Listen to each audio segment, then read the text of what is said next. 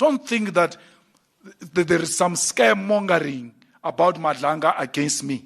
Me. Hey, lena le tuta na le lata man. Ale leni. Nagi chabisilo. Nothing. Because I've got nothing to hide. To ask judges questions.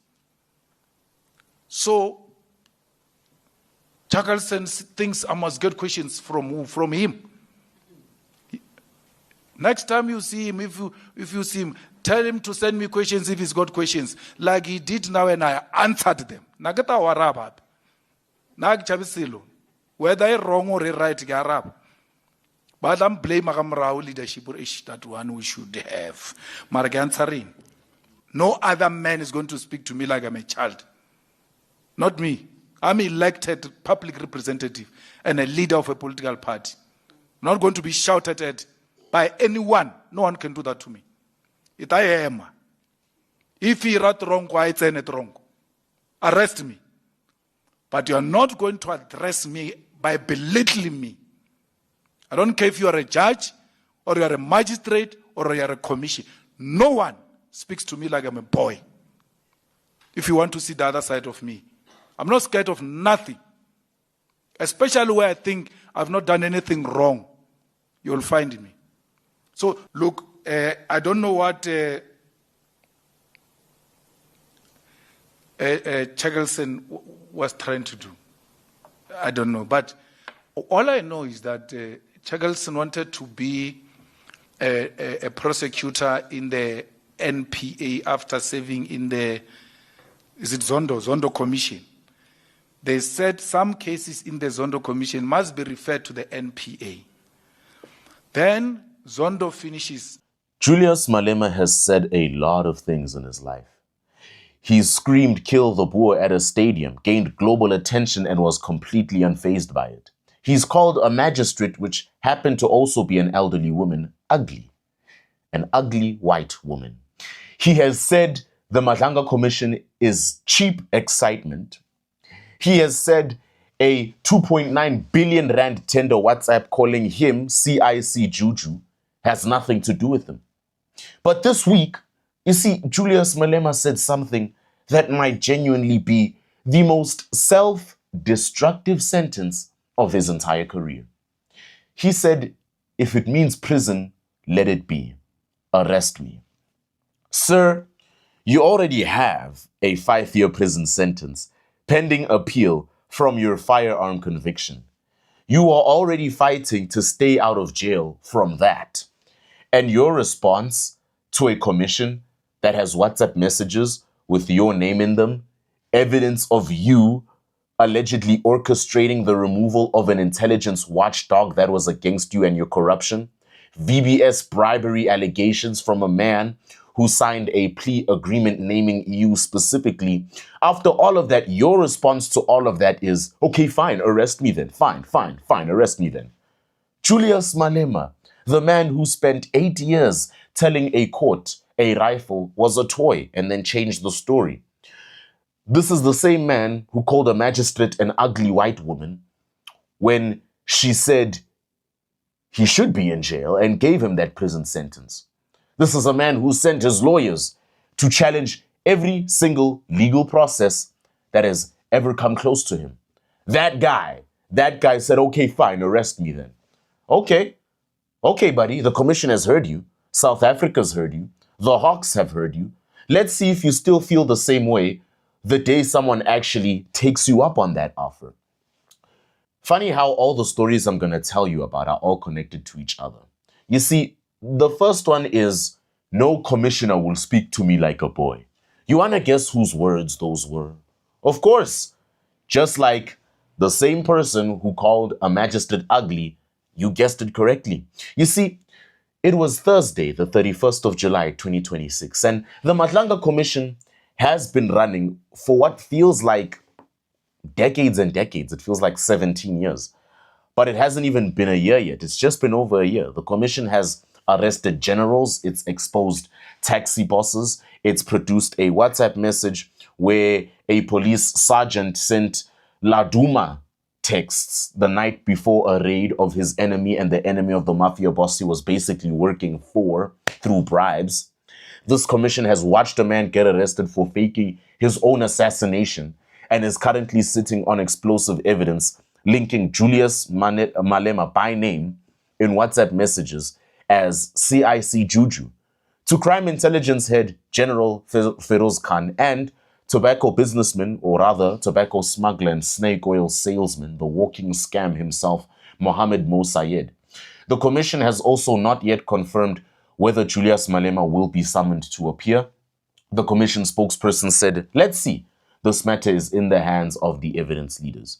And Julius Malema decided at an EFF press briefing that this was the perfect moment to make the following statement. "No other man will speak to me like I am a child.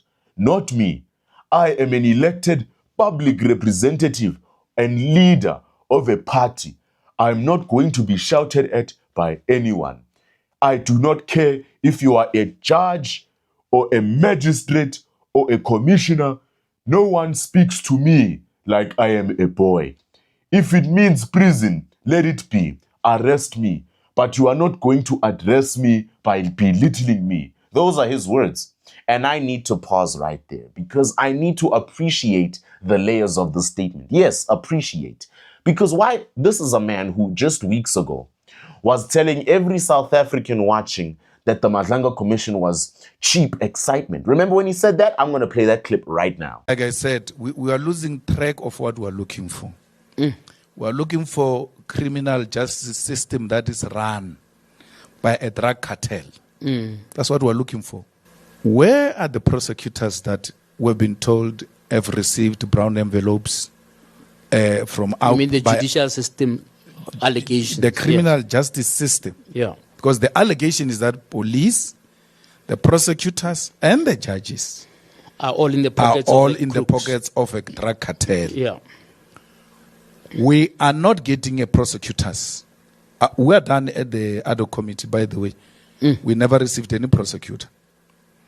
We are done at Acc committee. We never received any judge. That's why me and Skosana were fighting. He says, "Yeah, call judiciary here. I'm saying, Skosan, there's no person called judiciary. Give us the name of a judge. Of a judge or a magistrate." Then he says, "Yeah, Julius Malema used to criticize judges."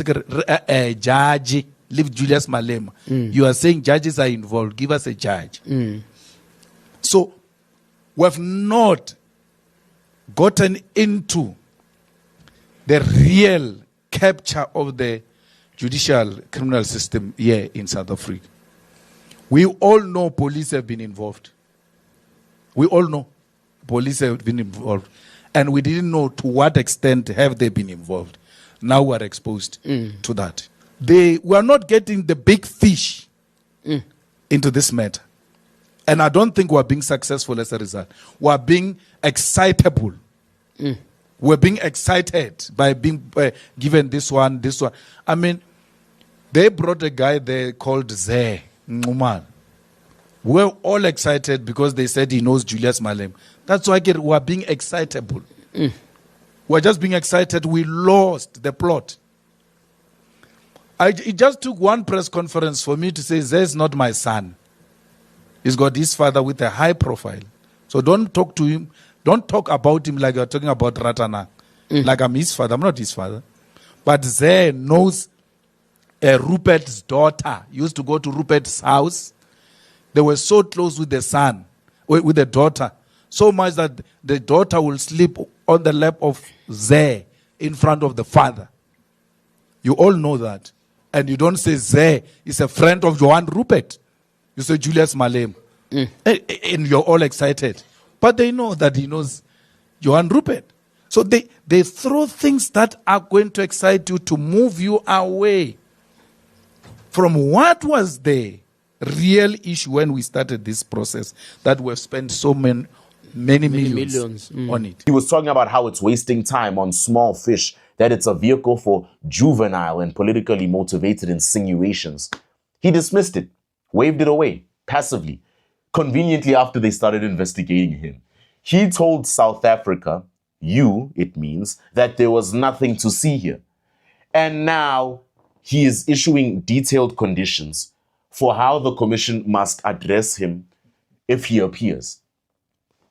He's not saying, I will not appear. He's saying, I will appear, but on my terms, in a matter befitting my status, because I'm Julius Malema and I'm better than everyone else, without anyone shouting at me.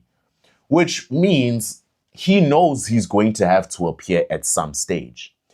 Why do I say this? You know, it's not every day you spend 3 press briefings explaining how you must not be spoken to at an institution you claim is relevant unless you know you're about to sit in front of that institution.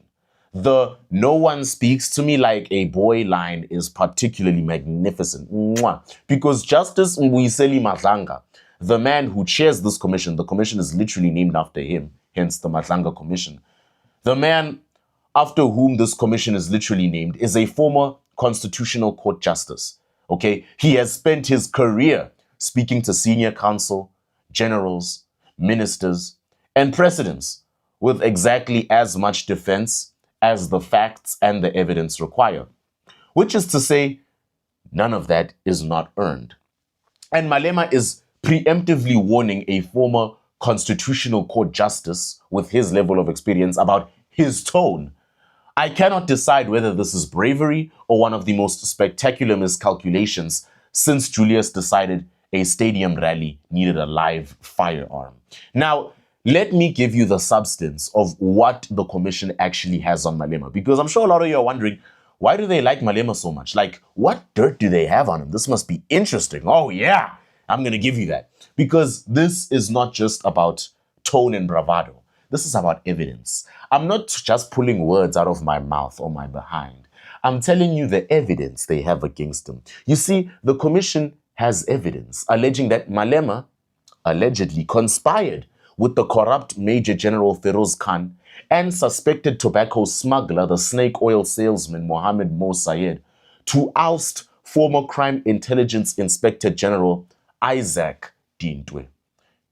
WhatsApp chats between the trio of doom, the unholy trinity, presented by evidence leader advocate Matthew Chaskelson, suggested that the plot involved Malema tabling parliamentary questions to Dintwe and to then Police Minister Bheki Cele, who is corrupt himself, about alleged contact with a convicted drug lord.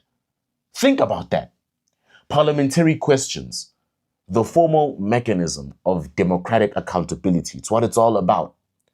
Allegedly being used as a tool in a conspiracy orchestrated via WhatsApp with a crime intelligence general and a tobacco businessman. I mean, the commander-in-chief of the economic freedom fighters, that's what he calls himself, more like criminal in charge, allegedly asking his crime intelligence friend to arrange the removal of the man who's overseeing intelligence and counterintelligence, because that man was investigating his buddy Feroz Khan, which would inconvenience him and his crime dealings. WhatsApp messages allegedly show Malema asking the tobacco smuggler Sayed to forward an Operation Tudula poster to Feroz Khan with the instruction, I quote, "must be arrested tonight." Must be arrested tonight, sent by a politician through a businessman to a crime intelligence general about a random protest movement that claims to be civil at 11 o'clock at night. That is not a politician engaging with the justice system, folks. That is a man using his connections. That is a man who's been around. That's a politician allegedly directing the justice system. He's pulling strings. He's using private channels. He's speaking to his sugar daddies to achieve specific outcomes against specific targets. And on the VBS matter, the commission heard that Malema and former Deputy EFF President Floyd Shivambu, who many say was actually the brains of the EFF, which is why the EFF fell off completely after he left, he allegedly received millions in bribes from someone seeking political protection from the EFF for VBS Mutual Bank. Payments confirmed in a plea agreement signed by the person making them. A plea agreement. The person making these allegations did not do so to a journalist or on social media. They did so to a prosecutor in a signed legal document. So you know they're not lying as part of a formal criminal process. Malema's response to all of this is this: an affidavit denying the allegations. Of course, deny. And then a press briefing about his right not to be spoken to like a child. He also called on your president, Mr. Cupcake Ramaphosa, to release the commission's preliminary reports, saying, those reports do not belong to the president, but they belong to the people of South Africa, which is, and I say this genuinely, a correct constitutional argument. Transparency in the commission's work is important. He's right. The preliminary reports should be public. But it is hilarious that Julius Malema is now demanding transparency from the very commission he just called cheap excitement a few weeks ago. He wants the reports out, except for when it is an inconvenience to him, right? Presumably because he has calculated that what is in those reports he wants out about other people is more damaging to those people than what is in those reports about him. He only wants accountability when he's not involved. How fair is that? He's trying to use transparency as a weapon and not as a two-sided thing. It's supposed to be against the people the commission is exposing. The same commission he called cheap thingies, while simultaneously trying to discredit the commission's methodology. You cannot call a commission irrelevant and insult the Chief Justice and simultaneously demand its reports like you own them. You cannot just dismiss its evidence as politically motivated when you are involved, and then when you are not involved, you file affidavits responding to that evidence against you. You cannot say there is nothing linking the EFF to wrongdoing while also telling a commissioner not to speak to you like a boy when you eventually appear, because you know you're going to appear. That's how corrupt you are. Commander-in-Chief, who told a magistrate that she was ugly. You don't talk to a woman like that. Who called a prison sentence a travesty. Who now says arrest me to an institution he is simultaneously trying to discredit. Sir, we are watching. We are taking notes, and the commission is still sitting.